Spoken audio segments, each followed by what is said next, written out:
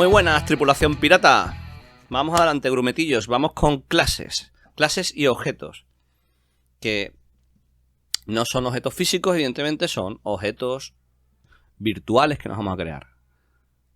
Vamos a verlo en una presentación súper chula que hemos creado para el momento. Bien, ¿qué es una clase? Esto ya lo hemos avanzado en los conceptos de arquitectura que vimos de programación orientada a objetos. Pero una clase es la descripción de un conjunto de objetos similares y que consta de métodos y de datos que resumen las características comunes de dicho conjunto. En un lenguaje de programación orientado a objetos se puede definir muchos objetos de la misma clase de la misma forma que en la vida real. Esto era el concepto de abstracción que veríamos, como por ejemplo haríamos galletas, objetos con el mismo molde clase, solo que para entenderlo mejor cada galleta tendría igual forma, pero es posible que tenga distinto sabor, texturas, olor, color, etc. De los ejemplos que veíamos en la programación orientada a objetos, aquí a la derecha tenéis cómo se escribe una clase muy sencillita en C# y cómo se escribe en JavaScript. Como veis es casi idéntico, solo cambian conceptos que luego introduciré. Por ejemplo, a la hora de definir el nombre, el name o una propiedad, properties, porque van entre get, pues no se escribe igual en C# que en JavaScript. En JavaScript es un poco más engorroso, pero bueno, en el fondo es muy parecido. Ya veréis por qué. Aquí tenemos el constructor, que es el primer método que se llama cuando se crea un cliente, o sea, un objeto, y la acción, el método order. ¿Veis? JavaScript no tiene ni public ni void porque todo es público por defecto y no hace falta especificarle de qué tipo es lo que le estamos devolviendo. Entonces, si una clase es esto, ¿qué es un objeto? Pues un objeto es a una clase como un avión al plano del avión o un edificio al plano que hace el arquitecto de ese edificio. ¿Verdad, Clarisa? Las clases definen los tipos derivados, de los cuales serán los objetos que usemos.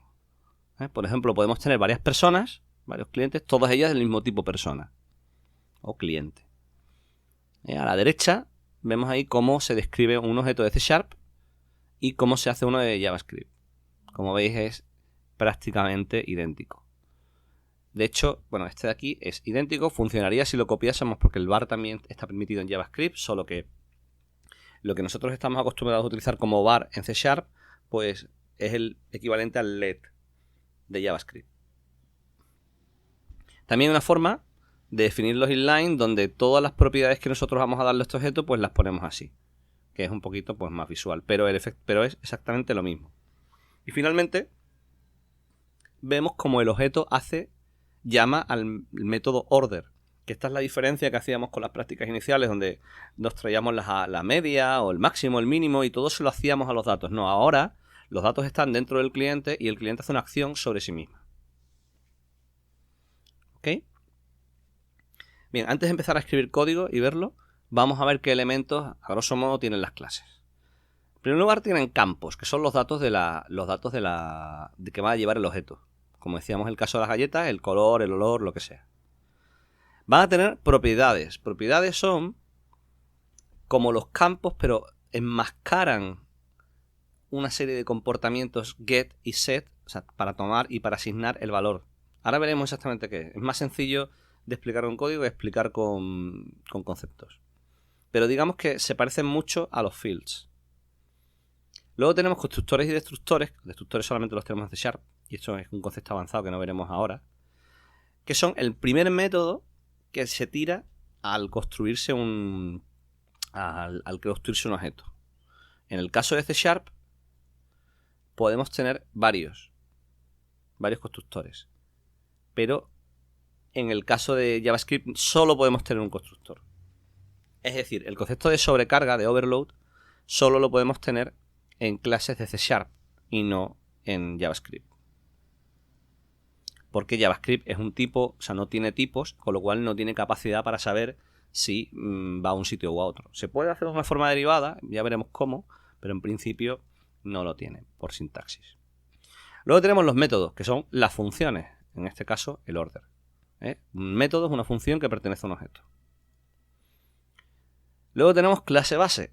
No nos vamos a meter en lo que es la herencia en este vídeo, lo veremos posteriormente en el bloque intermedio, pero lo introducimos ya. Es decir, una clase puede heredar de otra clase, porque esto ya lo hemos avanzado en los conceptos de programación orientada a objetos. Y esto da acceso a una cosa que veremos después, que es this versus base. This siempre hace referencia al objeto actual, base siempre hace referencia al objeto entendido como el padre base. Eso más adelante lo veremos.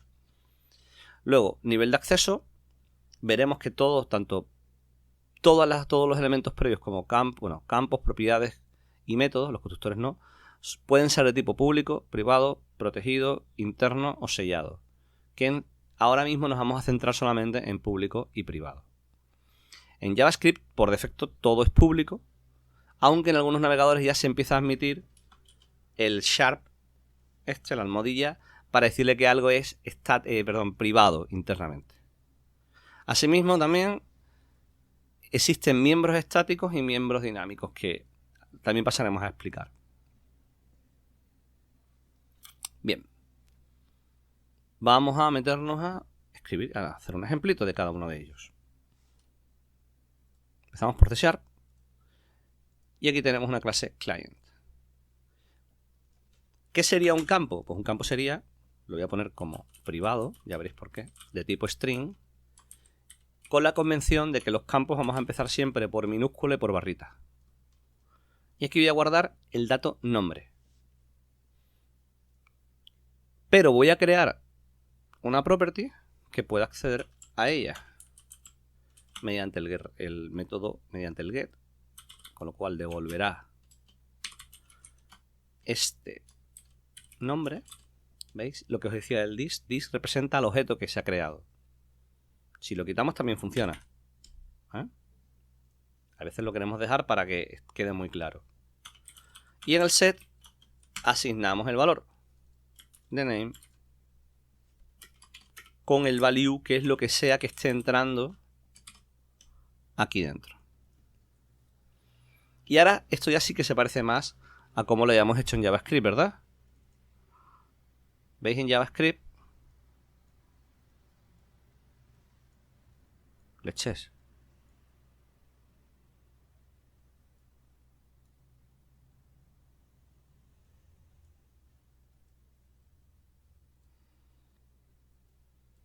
Qué mala hostia. Ahí.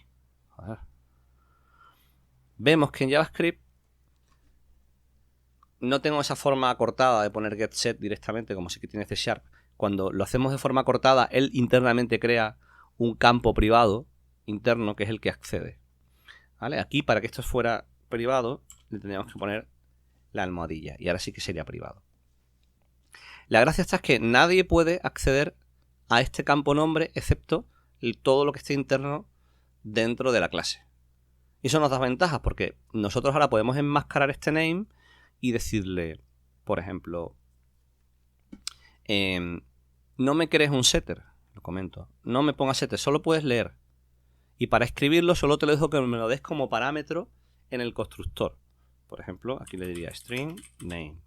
Esto es crear un constructor con parámetros, se puede. Y podemos tener, en C# podemos tener dos. Que puedo escribir ctor como acceso rápido, tabulamos y nos da uno, ¿vale? Aquí tendríamos uno con y otro sin.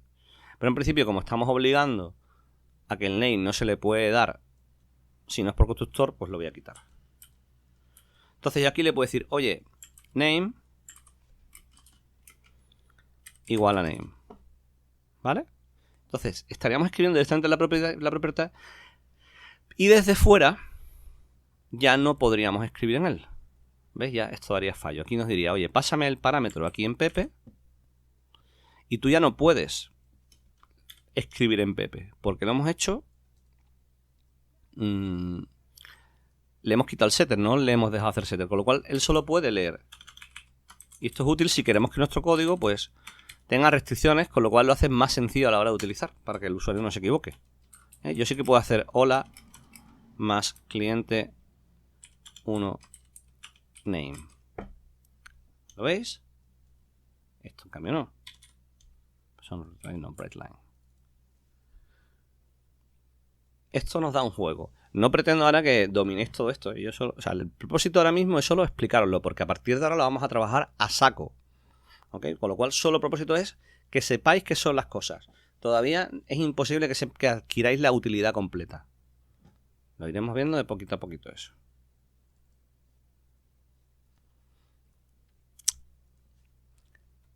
Bien. Esto mismo también lo podemos hacer en JavaScript. Abrimos al client y le decimos no me pongas un set, escóndemelo, pero te lo pido en el constructor. Y aquí entonces cojo y digo, aquí sí que estoy obligado a poner this en JavaScript, ¿vale? This tal name igual a name. Entonces si yo ahora en otro sitio, por ejemplo en program, llamo a name, bueno, aquí él no me avisa, ¿eh? Ya veis la diferencia entre JavaScript y C#. Mucho mejor C#, evidentemente. Yo quería console log. Hola.